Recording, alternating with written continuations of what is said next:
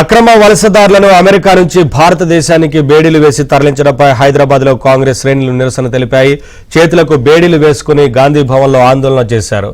అమెరికాకు మోదీ ప్రభుత్వం గులాం చేయడం మానుకోవాలని హస్తం నేతలు మండిపడ్డారు.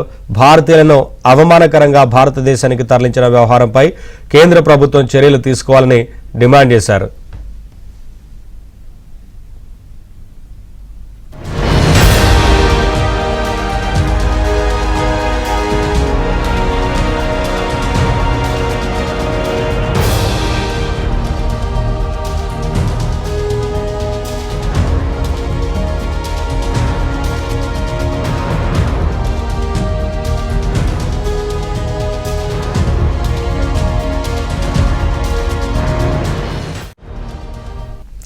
మరింత సమాచారం మా ప్రతినిధి సిద్ధార్థ్ అందిస్తారు.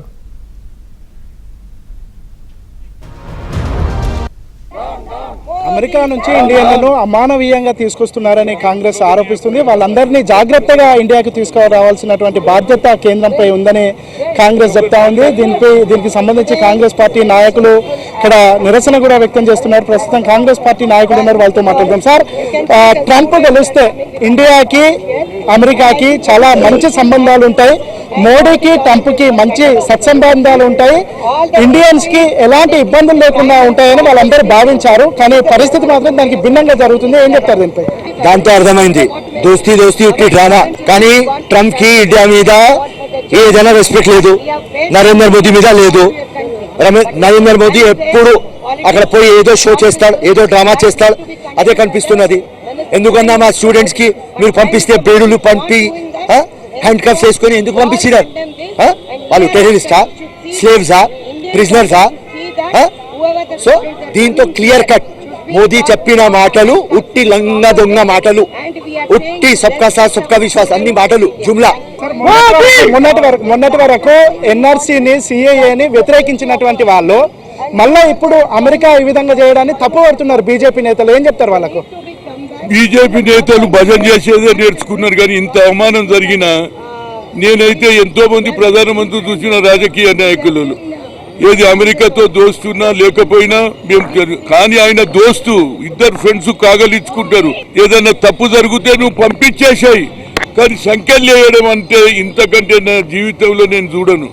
మన భారతదేశ పౌరులను ముఖ్యంగా ఏది కడుపు తిప్పలకు పోయిన వాళ్ళను తప్పుగా ఉంటే వాళ్ళని పంపించేసాయి. అంతేగాని అధికారి దొంగతనం చేసిండ్రా లేకుండా మర్డర్ చేసిండ్రా? ఇంతకంటే ఆయన దోస్తి గిడికే వనికొచ్చింది. ఇప్పటికన్నా ఆయన కొద్దిగా సిగ్గు, భారతదేశం మీద ప్రేమ ఉంటే ఇమ్మీడియట్గా ఫ్లైట్లు పంపించి 10-12 ఫ్లైట్లు వచ్చి అందరినీ తీసుకురమ్మను. మళ్ళా అధికారి చేసేస్తే ప్రజలు వచ్చే ఎలక్షన్లో నీకు ఈ సంఖ్యలు వేస్తారని చెప్తున్నాను. మేడం, మీరేం చెప్తారు? నిన్న రాహుల్ గాంధీ, ప్రియాంక గాంధీ కూడా ఈ అంశానికి సంబంధించి మాట్లాడారు. బీజేపీ వాళ్ళకి ఆరోపణలే వస్తాయి. ఈరోజు ప్రధానమంత్రి ఎందుకు మౌనం పాత్ర వహిస్తున్నాడు అనేది మాకు కావాలి. పార్లమెంట్లో ప్రధానమంత్రి ఉన్నప్పుడు మరి ఎక్స్టర్నల్ అఫైర్స్ మినిస్టర్ వారికి దగ్గరికి వెళ్ళినప్పుడు ఇష్యూ మరి ఏం మాట్లాడుతున్నారు? అక్కడ ఏం మాట్లాడకుండా ఒకటే మాట ఇదే మాట మాట్లాడుతున్నారు. ఇది ఎందుకు జరుగుతుందో చూస్తున్నామని. మా పిల్లలు ఏమైనా దొంగలా, లేకపోతే ఉద్యోగస్తులను తిరిగి పంపించాలంటే గౌరవంగా పంపించండి, లేదు అంటే మాత్రం వీళ్ళకు రాబోయే కాలంలో బుద్ధి చెప్తామని చెప్పి మేము కాంగ్రెస్ గవర్నమెంట్ తరఫున అని చెప్పి హెచ్చరిస్తున్నాం. అమెరికాలో ఎవరైనా అక్రమంగా ఉంటే వాళ్ళను చాలా బాధ్యతాయుతంగా ఇండియాకి పంపించాల్సినటువంటి బాధ్యత అమెరికాపై ఉంది.